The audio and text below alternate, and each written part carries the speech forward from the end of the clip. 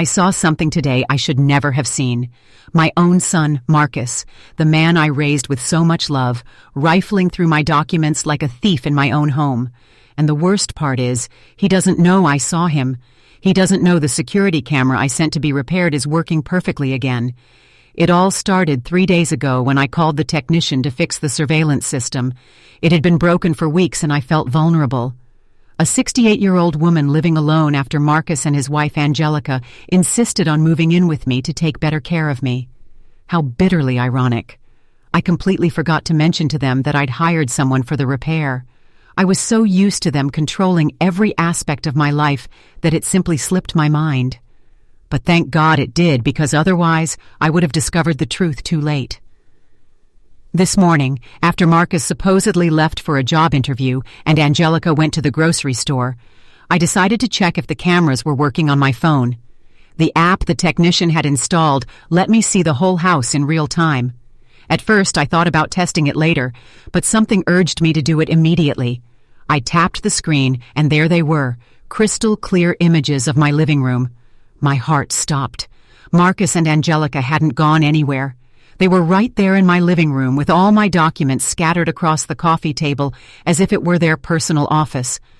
Marcus held my folder of important papers, the one I always kept locked in my bedroom desk. Angelica held papers, examining them one by one in the light from the window. They moved with the familiarity of people who had done this before. "Where's the original deed?" I heard Angelica's voice through the camera's audio. Her tone was cold, calculating. "Albert told us he specifically needs the original document to make the forgery believable. Albert." That name sent a chill down my spine.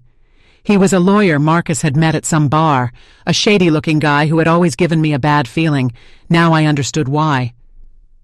"It has to be here," Marcus replied, his voice heavy with frustration. "Mom is so meticulous with these things. She keeps everything meticulously organized." That word came from his lips as if it were a curse. The same order and care he had always praised me for, he was now using against me. Angelica moved closer to the window, holding a document up to the light. "Look at this, Marcus. It says the house is worth more than $500,000 according to the last appraisal. Albert was right. It's worth all this effort." The house I bought with the sweat of 30 years of work as a nurse. The house where I raised Marcus after his biological father abandoned us when he was just 5 years old. The house I planned to leave him as an inheritance, not a prize for him to steal while I was still alive. "Once we have the deed in our name," Angelica continued, "we can sell and move her into something smaller. A 1-bedroom apartment will be enough for her last years." Her last years. They were talking about me as if I were already dead, as if I were just an obstacle to be removed on their path to prosperity.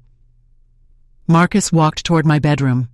I watched him through another camera as he opened drawer after drawer, searching desperately.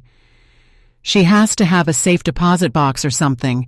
She was always so paranoid about important documents." Paranoid, another word that once meant protection, now turned into a flaw. He came back to the living room with empty hands and a face flushed with frustration. Angelica was waiting, arms crossed, clearly annoyed by the delay. "Albert gave us until Friday to get the original deed," she told him. "Without it, he can't do the job. And without the job, we'll keep living on the crumbs your mother gives us." "Crumbs?" She called the $700 a month I gave them for their personal expenses crumbs. Money I took from my modest pension to keep the peace in the house. Money that apparently wasn't enough for their ambition. "We'll pressure her more," Marcus said, slumping onto my favorite armchair. "We'll tell her their medical insurance papers, something urgent she needs to sign. She's been so confused lately, she won't even read what she's signing." Confused. It was true that sometimes it took me longer to remember names or dates, something completely normal at my age. But they had been cultivating that narrative, making me doubt my own mental clarity every time I questioned their decisions. "What if she gets suspicious?" Angelica asked. Marcus shrugged with an indifference that broke my heart. "What's she going to do? Call the police on her own son? Besides, once we sign the papers with Albert, it'll be too late to reverse the process." Angelica smiled for the first time in the entire conversation. It was a cruel, satisfied smile. Perfect. Then tomorrow we'll bring her Albert's forged documents and tell her it's for updating her will. She'll sign without asking questions. They got up to put my documents away, but not as they had found them. They stacked them carelessly, without the order I always maintained. It was as if they weren't even trying to hide that they had been snooping. Before leaving the room, Marcus stopped and looked directly at where the camera was installed. For a moment, I thought he had discovered me, that he knew I was watching them, but he just stood there, thoughtful. "I wish we didn't have to do this," he murmured more to himself than to Angelica. "Are you getting cold feet?" she asked, her tone a mix of surprise and annoyance. "No, but—" Marcus sighed deeply. "She's my mom, Angelica.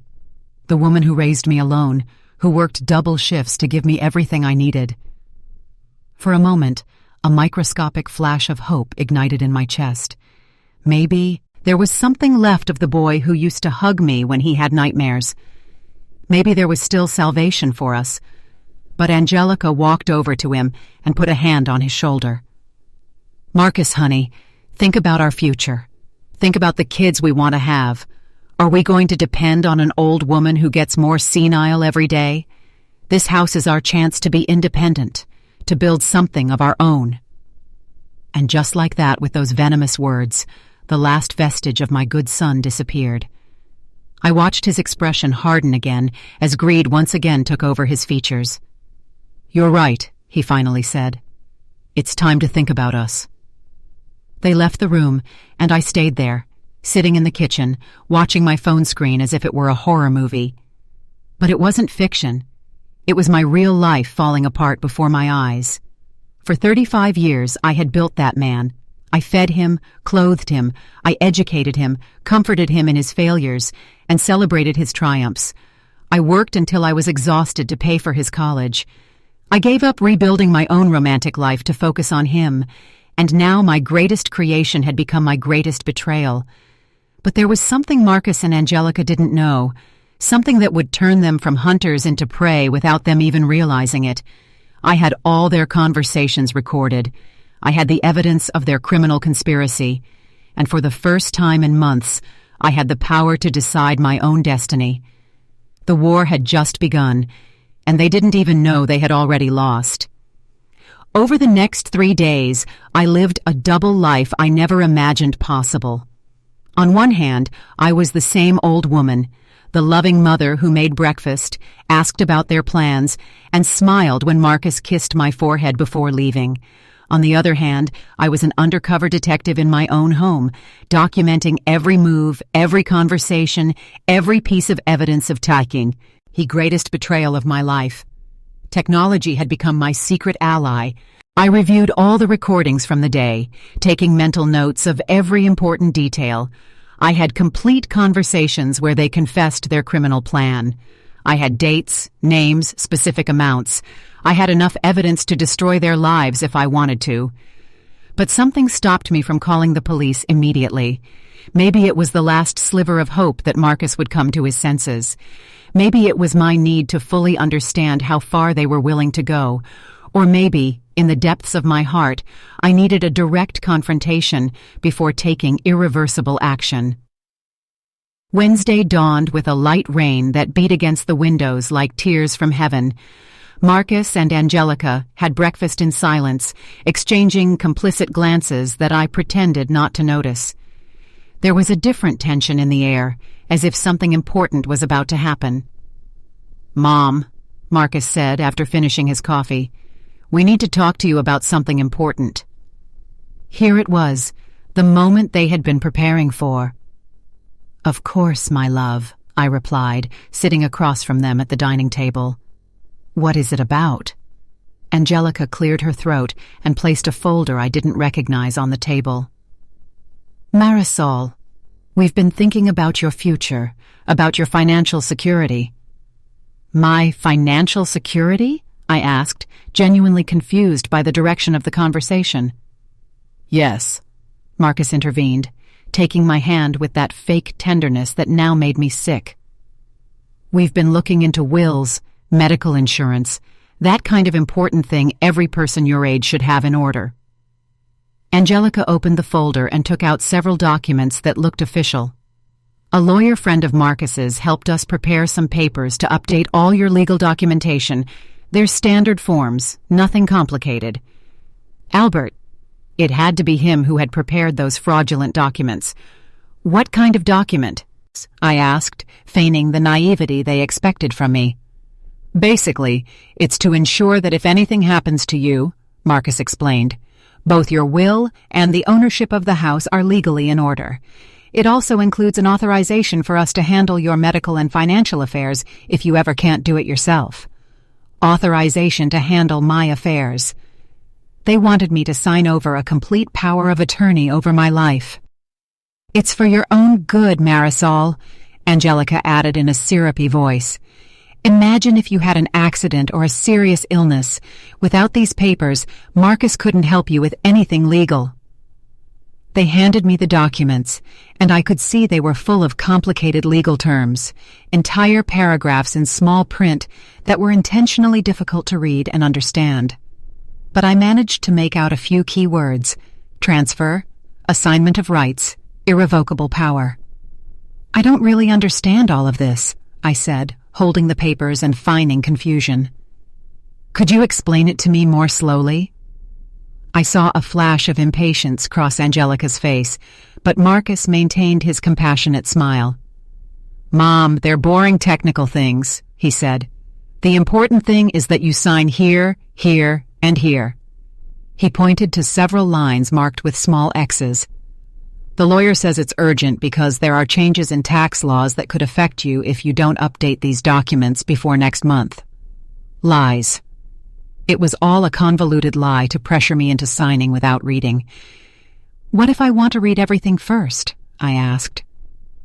I'm a slow reader, but I like to understand what I'm signing.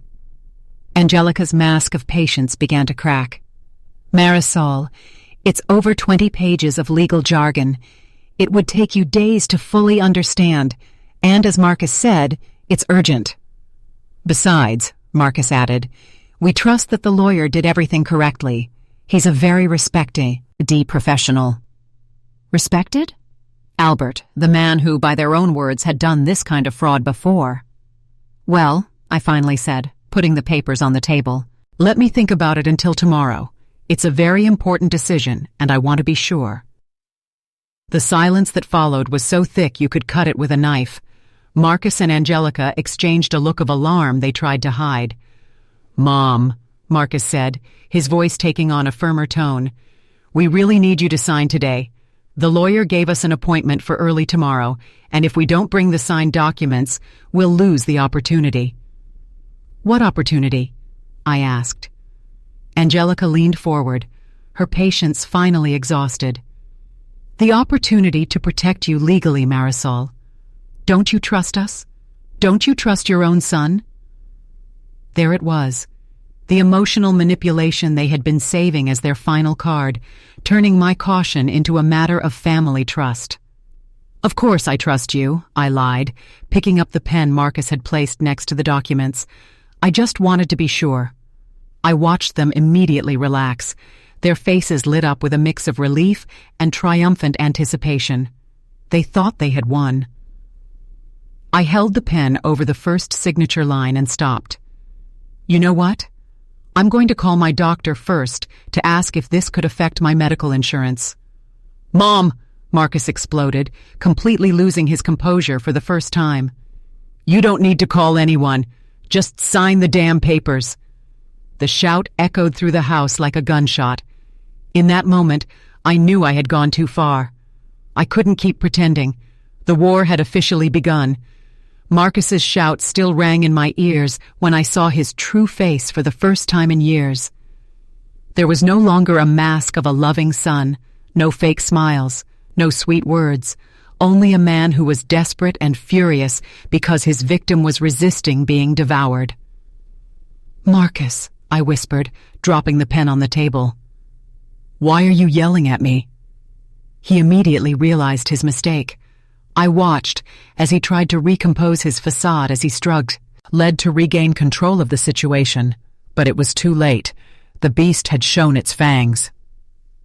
"I'm sorry, Mom," he said, running his hands through his hair. "I've just been so stressed lately. The financial situation, the job hunt, it's all overwhelming." Angelica put a hand on his arm in a gesture that seemed reassuring, but I knew was a silent warning to control his temper. "What Marcus means," she intervened in a calm voice, "is that these legal procedures are very stressful for everyone. That's why it's better to get it over with and not prolong it unnecessarily." Unnecessarily, as if my caution were a senile whim and not the basic survival instinct of a woman who had just discovered that her own family was betraying her.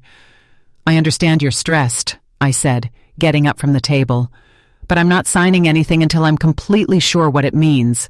I'm old, not an idiot." The words came out of my mouth with more force than I had used in months. I saw both of them stand still, surprised by my sudden firmness. "Nobody said you were an idiot," Marcus murmured, but his tone had a dangerous edge. "Then don't treat me like one," I replied. "These documents are staying here until I decide what to do with them." I took the papers from the table and put them in the first kitchen drawer I found. It was a symbolic gesture, of course, but I needed to show them I still had control over my own life. Marcus and Angelica stayed at the dining table, whispering so low I couldn't hear them. I retreated to my room under the pretense of taking a nap, but in reality, I wanted to review the recordings of the conversation I had just had. From the privacy of my locked room, I opened the app on my phone. There they were, still sitting in my dining room, but now they were talking in hushed, agitated tones. "This isn't going according to plan," Angelica said, clearly upset. "She got on. Supposed to sign without asking questions." "She's been more suspicious lately," Marcus replied, "like she suspects something." "Did you tell anyone about our plan?" "Of course not. I'm not stupid." Angelica was pensive for a moment, drumming her fingers on the table. "We need to change our strategy. If she won't sign the easy way, we'll have to pressure her another way." "What do you propose?" "Your mother depends on us financially for a lot of things, doesn't she? Private medical services, big grocery runs, extra expenses." "Yeah, but her pension covers the basics." "Exactly, the basics."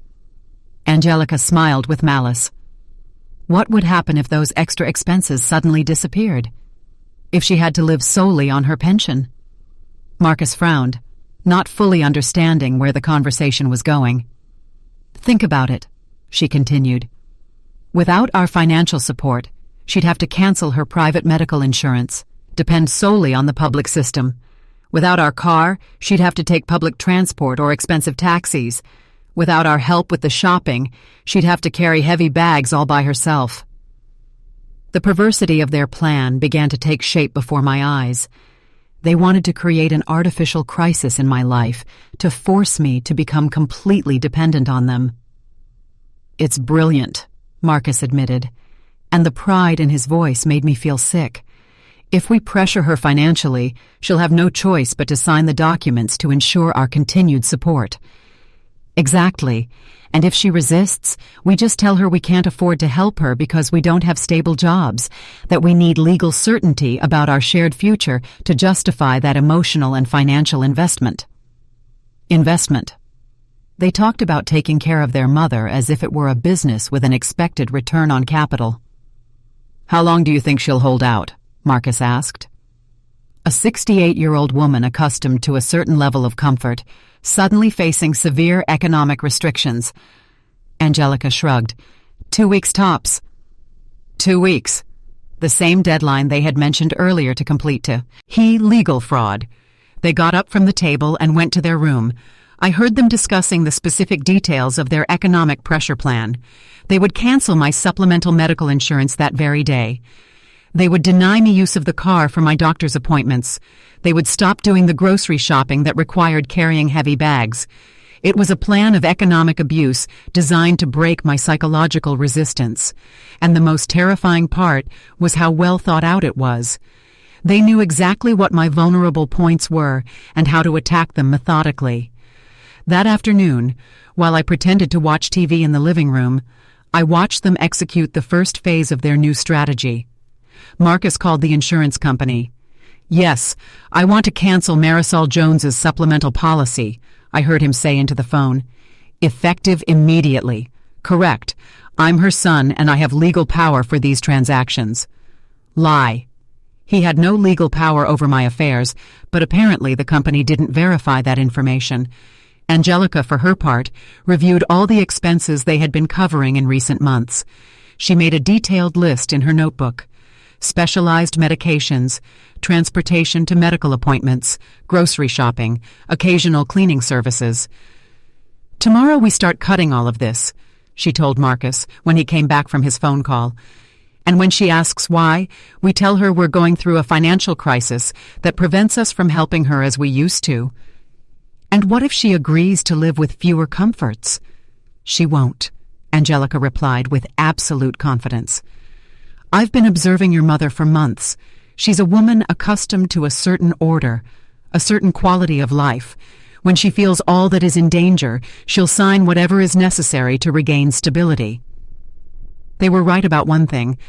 I was used to a certain level of life, but they were completely wrong to think I wasn't willing to sacrifice it to maintain my dignity and independence.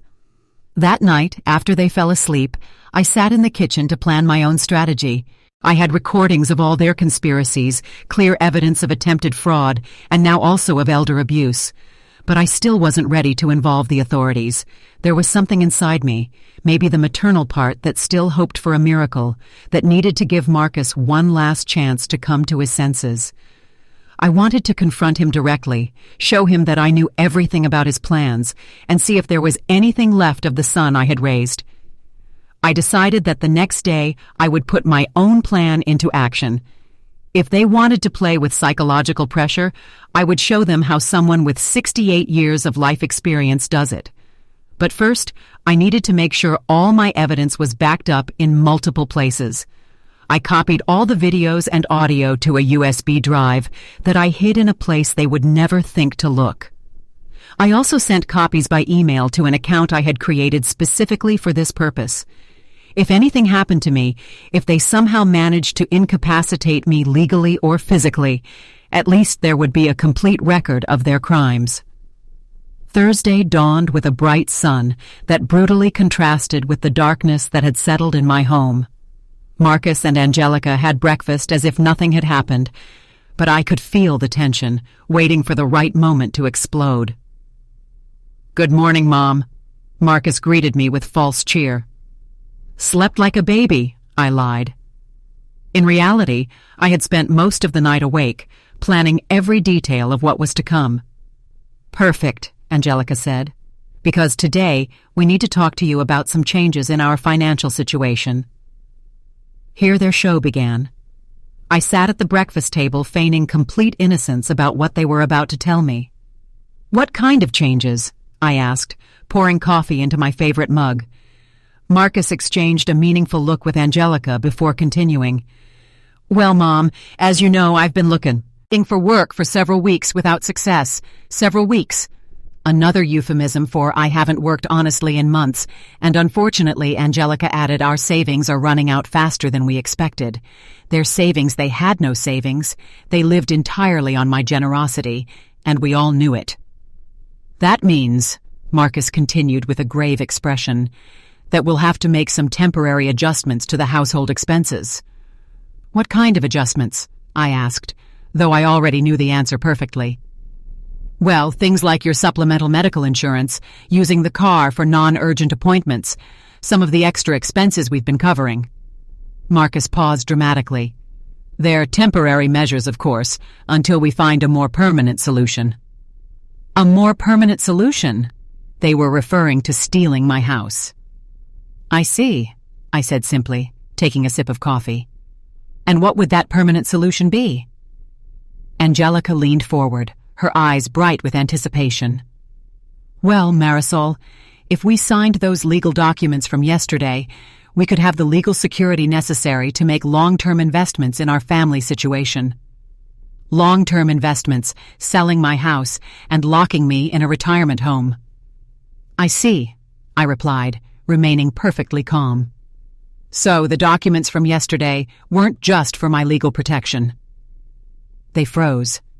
I had just shown that I had perfectly understood the connection between their economic blackmail and the fraudulent papers. "Mom," Marcus began, "we just want what's best for everyone." "No," I interrupted, getting up from the table. "You want what's best for you, and you're willing to destroy your own mother to get it." The silence that followed was absolute.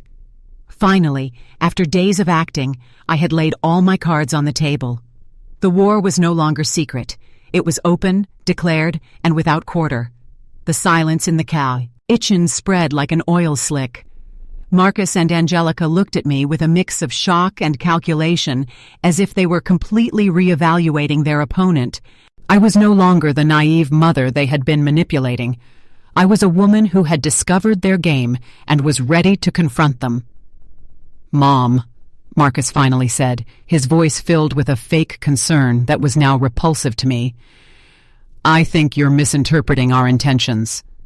"Oh, really?" I replied, crossing my arms. "Then explain to me why your financial crisis perfectly coincides with your need for me to sign documents you won't let me read." Angelica intervened with that condescending smile she had perfected during months of manipulation. "Marisol, I understand you might feel confused by all this complex legal information." "I'm not confused," I cut her off sharply. "I'm betrayed." The word landed on the table like a bomb.